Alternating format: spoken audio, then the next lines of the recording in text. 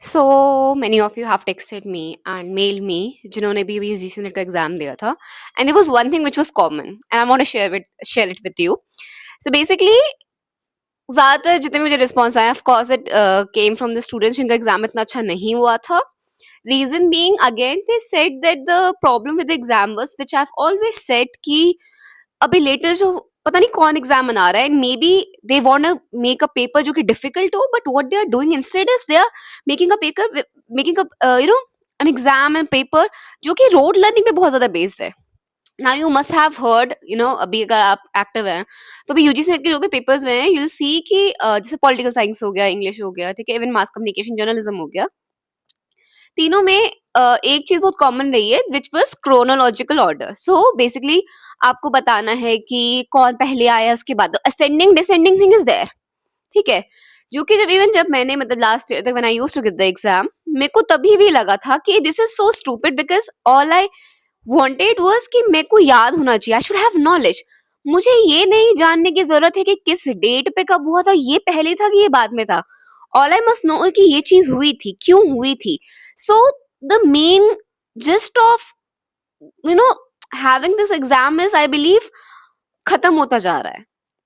And उससे भी ज्यादा बड़ी problem which I have with this exam is कि मतलब एग्जाम में इवन जब मैं भी पेपर दिया करती थी, ठीक है, और मैंने जितने भी बार पेपर दिया है, one thing I have realize कि मैं शायद कितना पढ़ लूं, मैं कितना ज्यादा डेप्थ में जाके पढ़ रही हूँ and I know the concept and I know the depth. यार वो बात ना रटने पे आ जाती थी. इसीलिए मैंने हमेशा से कहा है कि paper yes it is a lot about hard work, it will always मतलब जितना भी हार्ड वर्क करोगे you will succeed, but luck is also a factor because anyways आपको सब चीजें नहीं आ सकती हैं. ठीक है, और अगर आपको सब चीजें नहीं आती हैं यू नो दैट आप वहां पे कुछ ना कुछ गेस करने वाले हैं. ठीक है, you will be doing the elimination method, आप गेस करेंगे और गेस करने में of course there is no guarantee. ठीक है, बिकॉज जरूरी नहीं है ना कि वो सही हो. तो वहां पे एक एक आपको पता है कि एक क्वेश्चन कितना ज्यादा मैटर करता है. व्हेन आई हैव सीन, मैं 2 क्वेश्चन की वजह से I have not been given JRF. So I understand कि कितना ज्यादा एक एक क्वेश्चन मैटर करता है. तो अगर वो मेरे 2 क्वेश्चन सही हो जाते तो आई वुड हैव जेआरएफ और लोगों का नेट हो गया या मतलब कुछ भी चीज. तो वहां पे एक एक क्वेश्चन बहुत मैटर करता है, तो एक एक गेस वर्क बहुत मैटर करता है, एक एक क्वेश्चन को लेकर आपका लक बहुत ज्यादा मैटर करता है. एंड फॉर अ रीजन सी अगर आप पहले के पीवाईक्यूज देखेंगे, आप देखेंगे they had plenty of syllabus और मतलब प्लेंटी ऑफ क्वेश्चंस जो आ सकते थे. नाउ आई बिलीव उनको ऐसा लग रहा है कि मे बी क्वेश्चन और नहीं बन सकते हैं and they want to create that kind of difficulty level. But difficulty level का मतलब ये नहीं है ना कि आप मतलब क्वेश्चन में स्टूपिड लेके आएंगे या ऐसे लेके आएंगे जहाँ पे आपको लगेगा कि आप रटो पढ़ो, मतलब रटो रटो रटो. नाउ सम ऑफ यू मतलब शेयर द क्वेश्चन और बताया कि ऐसे ऐसे क्वेश्चन आए थे, ये आए थे, and with that I have analyse कि ये रोड लर्निंग वाला प्रोसेस चला आ रहा है, ये तब भी था, ये आज भी था. All I am expecting is कि with time this must get better.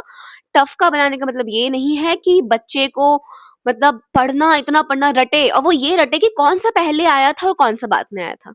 ठीक है, मे बी इवन मुझे वैसे डेट लर्निंग का भी इतना ज्यादा कॉन्सेप्ट समझ में नहीं आता to be honest until until unless it's a very very important event.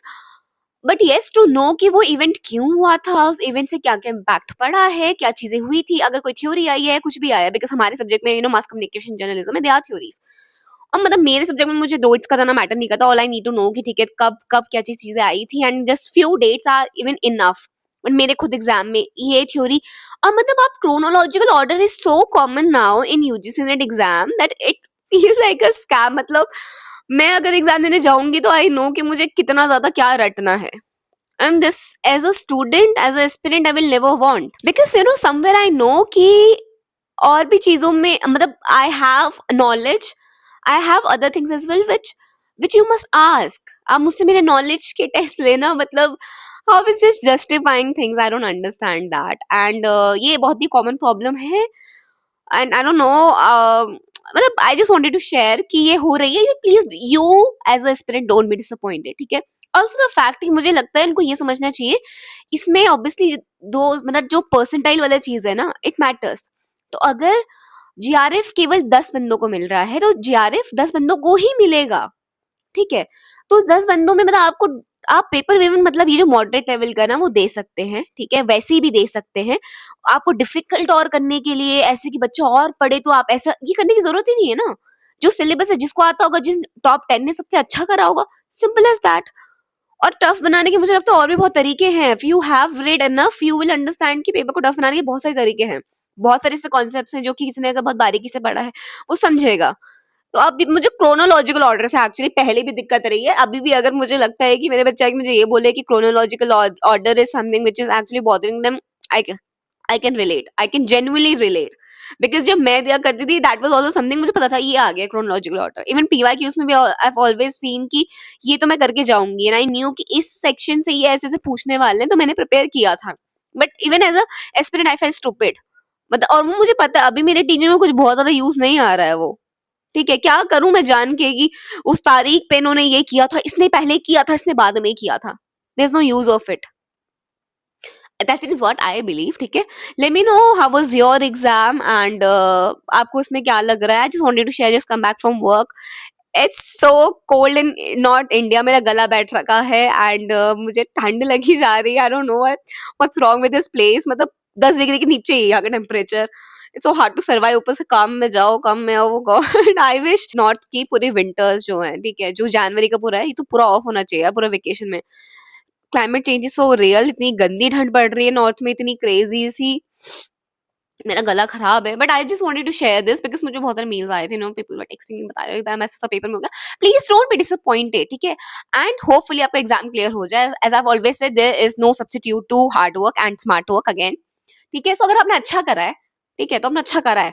अगर paper was difficult, it was difficult for all, but yes the luck factor is there. So consider yourself lucky. Consider कि आपने जो मेहनत करी है वो आएगी, वो रिजल्ट लेके आएगी। God is seeing all the things, so yeah, good things will happen. Yeah, so that's it for today's video. Just wanted to share this update. I'll come back with a good and better video. Bye bye.